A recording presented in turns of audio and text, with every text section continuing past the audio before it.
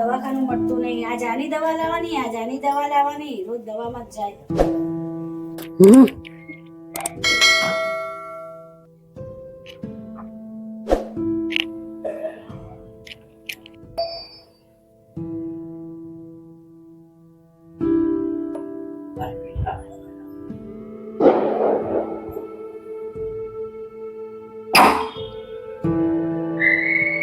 અરે ખોલને કેટલી વાર લાગે. હા, આટલા બેલ મારું તો તને સંભળાતું નહીં. અરે કામ કરતી હતી. બેસો મને.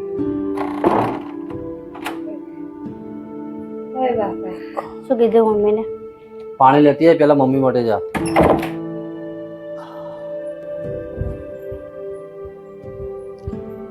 કેવું મમ્મી હવે? હું આમ ચાલુ ને હા, તો મને આમ ચાલી નથી શકતી બેટા. ચાલવા જઉં છું તો મને તકલીફ પડે છે બેટા. કેવું છે મમ્મી? શું કીધું ડોક્ટરે? ડોક્ટરે મમ્મીને તકલીફ વધારે છે થોડી. એમને સાયલેન્ટ એટેક કીધો મમ્મીને.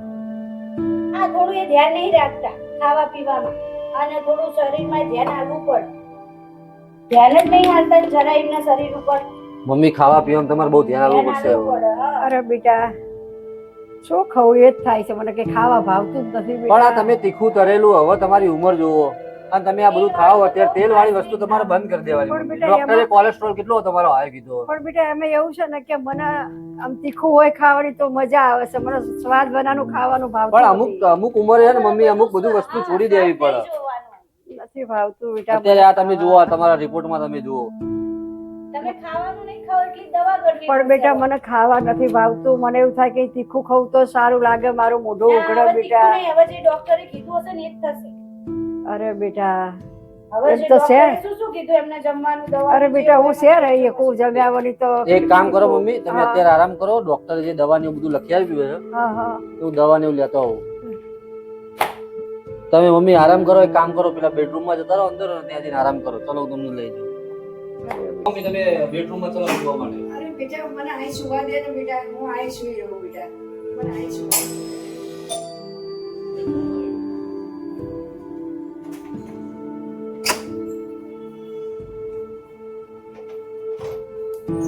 અરે પપ્પા આવી ગયા? બસ ઠીક. આવો.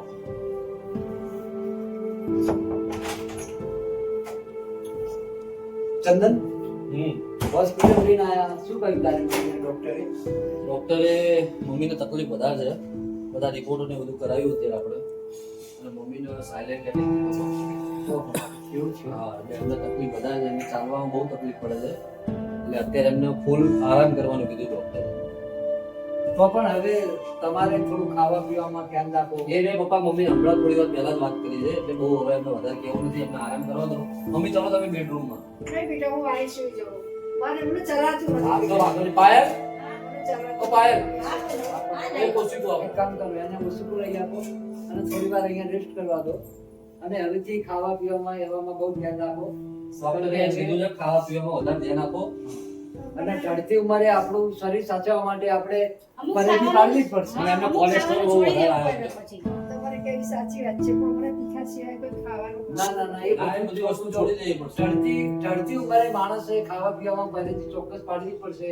તો જ આપણું શરીર સ્વાસ્થ્ય જળવાઈ જશે ને. ના, હવે હું પાડીશ છું સાહેબ, મને જ તકલીફ પડે છે તે માટે હવે હું પાડવું જ પડશે મારે. કારણ કે આપણે આપણું શરીર તો સારું રાખવું હશે તો કુદરતની હું જે ચાલી નિયમો રહી. છે એમાં આપણે એને માન આપવું. હું ચાલી નથી શકતી લગાડી બિલકુલ, અને મને આમ સતત એમ થાય કે જાણે સૂઈ રહું, બેસી રહું. કઈ વાંધો નહીં, તમે આરામ કરો, સારું થઈ જશે. લો મમ્મી ઓશીકું, તમે અહીંયા આરામ કરો. બેટા મને થોડું એ પેલા ફાવશે, આ નહીં ફાવે બેટા. એમનો હાથ પકડજો, એમનો હાથ પકડજો. મને આ થોડું ઢરકતું કરી હા હા, એ કર દે, કર દે. બસ. ઓય માં, શાંતિથી આરામ ઓય કરો. માં, ઓય માં, તમે આરામ કરો શાંતિથી. ઓય. ચંદન, હા તું પપ્પા. મને બધા રિપોર્ટ બતાવ. હું પહેલા રિપોર્ટનું રીડ કરું છું અને તું બેસ મારી પાસે અને મને તું વિગતે વાત કર. અને તમને કેવું છે હવે આમ દવા લીધા પછી? ડોક્ટરે એવું કીધું છે પપ્પા કે એમને આરામ ફૂલ કરવાનો છે. બરાબર, અને દવા રેગ્યુલર ટાઈમે જે ડોક્ટરે લખી આપી છે એ દવા એમને લેવાની છે, એટલે એમને આરામ થઈ જશે, બહુ ચિંતા કરવાની જરૂર નથી. અને એમને કોલેસ્ટ્રોલ બહુ વધારે આવ્યો છે, એના કારણે એમને શ્વાસ લેવામાં બહુ તકલીફ પડે છે. અને જે ચાલે છે ને એમાં જે એમને હાફ ચડે છે ને એના લીધે છે, કોલેસ્ટ્રોલના લીધે. આ તો બહુ ચિંતાનો વિષય નથી. ના, કોઈ એવો ચિંતાનો વિષય ના. હા, એક બસ. કામ કરો પાયલ, થોડી ચા બનાવો તો મને પણ ચાનો પીવાનો સમય થઈ ગયો છે અને તારી મમ્મીને પણ થોડી ચા આપીએ, હા. એને થોડી રાહત રહેશે. અને કોઈ પણ દવા આપો તો જમ્યા પછી દવા. ના, મારે દવા લેવા જવાનું જ છે, અત્યારે હું જઉં જ છું. થોડી ચા પીને પછી જઉં. પાયલ, થોડી ચા બનાવજો ને જરા. આ તો તને જઈને દવા લઈ આવો ત્યાં સુધી તારી મમ્મી પાસે બેસ. હા. અને તારે કોઈ ચિંતા કરવાની જરૂર કોઈ જ મમ્મી ચિંતા કરવાની નહીં હો ખોટી. આ એકદમ બહુ normal વસ્તુ છે. હા. ના નહીં કરું, ચિંતા તો નહીં કરું, ચિંતા નહીં કરું, પણ મને આ તકલીફ થઈ ગઈ એટલે થોડું ટેન્શન આવી ગયું મને. બસ સમયસર દવા લો અને ખાવામાં પરેજી પાડો એટલે તમને સારું થઈ જશે ઓટોમેટિક. ચોક્કસ ના કોઈ ચોક્કસ ચિંતા નહીં કરવાની. ના નહીં અને કરું. માનસિક રીતે સ્વસ્થ રહેવાનું અને થોડું આનંદમય રહેવાનું. હા. એટલે જેટલા આનંદમય રહેશો એટલું તમારું શરીર ઓટોમેટિક ધીરે ધીરે સારું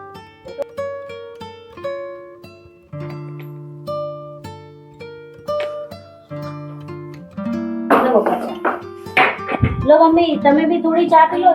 એને થોડા બેઠી કરો તમે હળગડી. આછું ને ધીમે રહીને એકદમ શાંતિથી. ઓ બાપા, થોડો ટેકો લઈ લો ઓશિકાનો. બસ બસ, લાય બસ, પેલું. બરાબર. હા, લાય એ રીતે પેલું, લાય. બરાબર. હાચવીને ધીમે શાંતિથી. લો થોડી ટીપાઈ એ બધી સાઈડ કરો. થોડા ટેકે છે. હવે પાયલ એને ખાલી ચા ના આપશો, હા, ચા જોડે લાવો, થોડા લાવો. બે બિસ્કિટ ત્રણ લાવો. બિસ્કિટ હોય તો એને આપો. હવે ચંદન તમે જઈ અને આની દવા જે સંપૂર્ણ છે એનો આપો કોર્સ લઈ આવો અને એની દવા અત્યારે હાલથી જ આપણે શરૂ કરી દઈએ. અને દવા ઓલરેડી પપ્પા ચાલુ જ થઈ ગઈ છે, એની ચિંતા ના કરશો. પણ જે ડોક્ટરે દવા લખી આલેલી છે એ હવે હું દવા મેડિકલે જઈને લેતો આવીશ. હા બરાબર છે, પણ જેટલી દવા એ ખાલી મમ્મીના ડોક્ટરે એટલું કીધું કે એને સાચવવાનું છે, ખાવા પીવામાં બહુ ધ્યાન રાખવાનું છે, અને અત્યારે બહારનું ટ્રાવેલિંગ સદંતરે બંધ કરવાનું તમારે. બરાબર મમ્મી? એટલે તમે એમાં ધ્યાન રાખજો હા પણ એને અને આરામ ફૂલ કરજો. બરાબર right. એટલે બસ એના માનસિક રીતે પહેલા એને સ્વસ્થ રહેવાનું છે, પહેલા વાત એ કે અને તમારે સમયસર દવા લેવાની છે અને દવા સાથે જે પરેજી પાયેલ ડોક્ટરે કહ્યું હોય એ રીતે જ આને જમવાનું આપવાનું, એ કે રીતે નહીં આપતા. પણ પપ્પા મમ્મી ક્યાં કોઈનું સાંભળે છે? એમને તો એમને ધાર્યું જ કરવું હોય છે. એ કોઈ વાતે માનતા જ નથી. હું એમ કહું છું તમારે આ ઉંમરે ના ખવાય, એમને મન થાય ત્યારે શીરો બનાવીને ખાઈ લે છે જાતે. ના કરી આપું તે જાતે કરી લે. હા પણ હવે હું એને એ જ કહેવા માંગુ છું કે એને જે ડોક્ટરે કયા મુજબની પરેજી ફરજિયાત પાડવી પડશે અને જો પરેજી નહીં પાડે તો આ બધી તકલીફો એ જાતે વળશે, એનો અર્થ એવો થાય. એટલે હું એને કહું છું કે ડોક્ટરે જે કહ્યું હોય એ પ્રમાણે જ એને જમવાનું આપવાનું અને ડોક્ટરના સૂચન મુજબ જમ્યા પછી જ અને ગોળી લીધા પછી જમવાનું આપવાનું અને ડોક્ટરે કયા મુજબ જ એને જમવાનું આપવાનું. એની મનમાની સહેજ બી ચલાઈ નહીં લેવાની અને છતાં એ જીદ કરે તો તારે મને કહી દેવાનું. જીદનો સવાલ જ નહીં આવતો પપ્પા.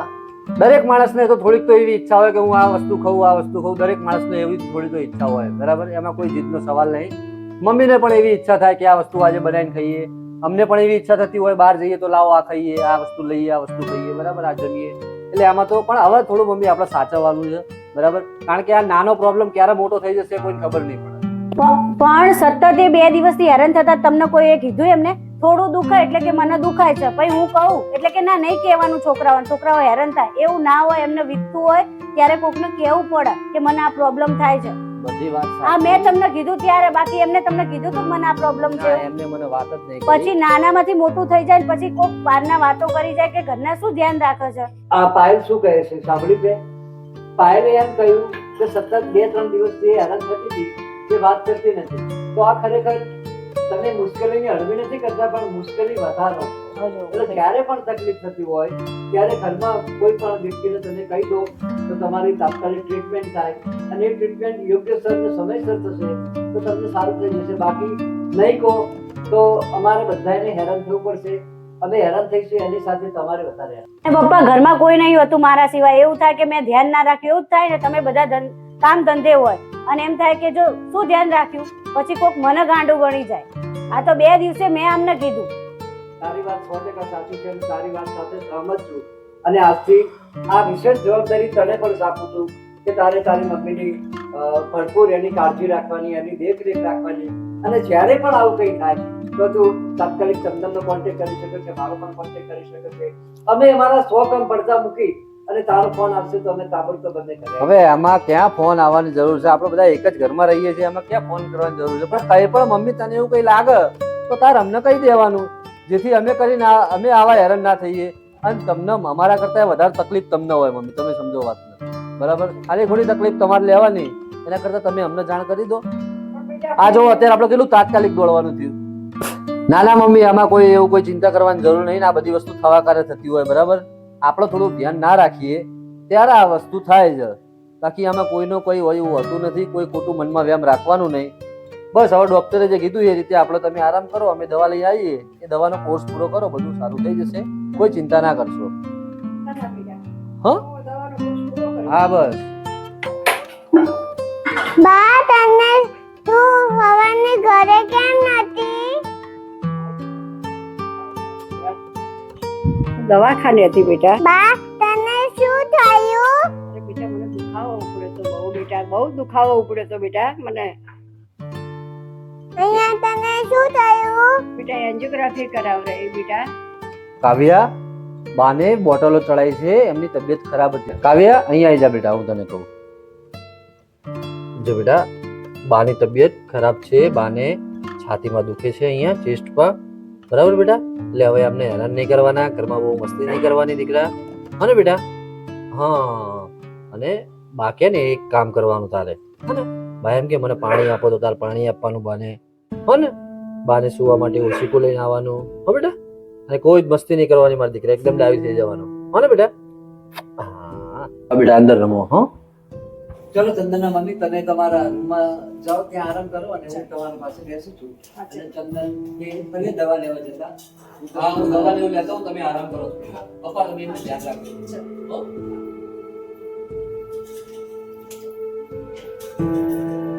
પાયલ, એટલે આઈ ગયા.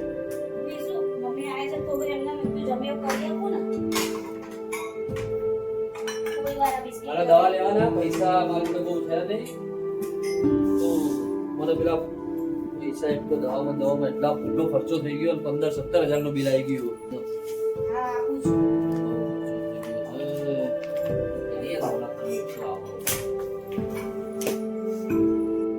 પેલા ઢોરમાં પૈસા આવ ને દવા લેતો આવું. હા આપણે ખર્ચા જ કરવાના. દિવાળીના અત્યાર સુધી ખર્ચા કર્યા, હવે દવાના ખર્ચા કરવાના. હવે તો આમાં નામ જ પૂરું થઈ જાય. પણ દવાનો ખર્ચો જાણી જોઈને દવાનો ખર્ચો કોઈના ઘરમાં આવે? દવાનો ખર્ચો અજાણી નથી જ લોકોના ધ્યાન ઘરમાં આવે. રાખ્યું હોય તો આટલું બધું ના થાય અરે છે. એવું ના હોય યાર, કોઈને શોખ નહીં થતો હોય બીમાર પડવાનો. તું પૈસા આલ ને લાઈને હેડ દે, મારે દવા લેવા જવું. લાય તો હેડ, મને દવાના પૈસા આપ. લો તમારા પર્સમાં જ જતા પૈસા મેં મૂક્યા હતા. લાય ને, અમે જો દવાખાને 15,000 નો ખર્ચો થઈ ગયો. દવા કેટલાની આવશે કોને ખબર? યાર તને ખબર પડે કેટલાની દવા આવે? હેડ જોડે.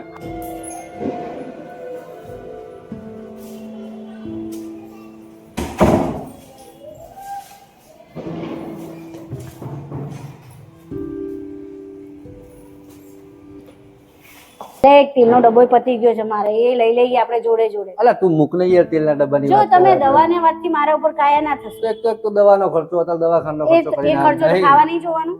તેલનો ડબ્બો લઈશું પછી 5-10 દાડા પછી. ના ના આજે જ લેવાનો છે, બધું હારે જ હોય ને વળી ખાવા નહીં અત્યારે કોઈ નહીં પછી લેવાનું, દવા લેવાની, દવા લઈ લેવાની, બરાબર? કોઈ ખોટી તેલના ડબ્બાની વાત ના કરે અત્યારે.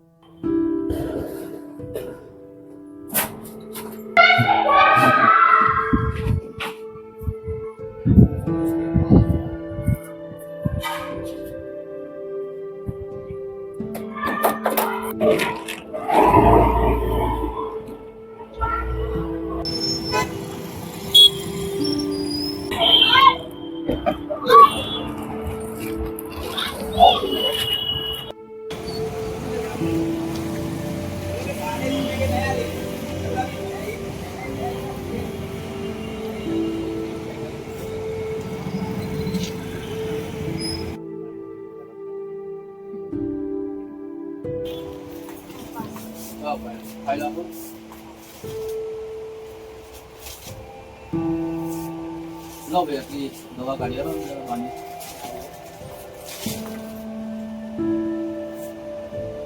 કેટલા મહિના લેવાની છે? હા 1 મહિનાનો કોર્સ. આ 4 દવા. હા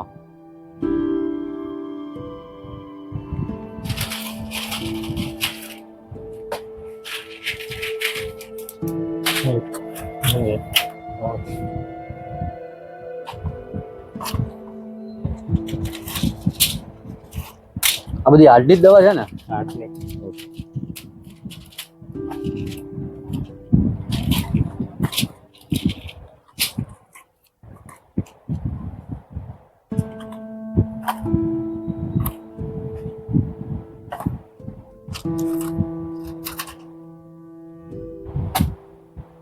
ટાઈમ લખી દઉં? ટાઈમ લખી દો. 1600 થાય છે. ઓહો, બાની દવાના આટલા બધા પૈસા થઈ ગયા? એટલે તમારે ડિસ્કાઉન્ટ થઈ જશે. ડિસ્કાઉન્ટ થશે ને? 1440. 1440. પણ 1 મહિનાનો કોર્સ નથી, થાય તો ખરા જ ને. બેગ આપું? હા બેગ આપી. ભાઈ હવે બાની દવા અહીંથી જ લઈ જવાની છે એટલે આ સ્ટોક તમે અહીંયા રાખજો. હા હવે હમણાં અમારે થોડો ટાઈમ દવા ચાલુ જ રહેશે બાની, 5-6 મહિના, એટલે તમે આ દવા રાખજો જ. લો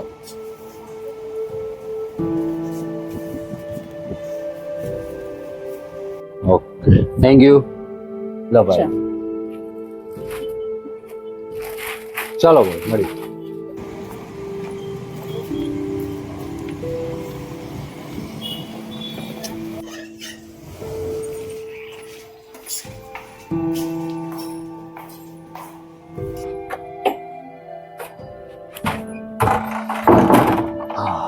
આટલી આટલી મોંઘી મોંઘી દવા આવે છે.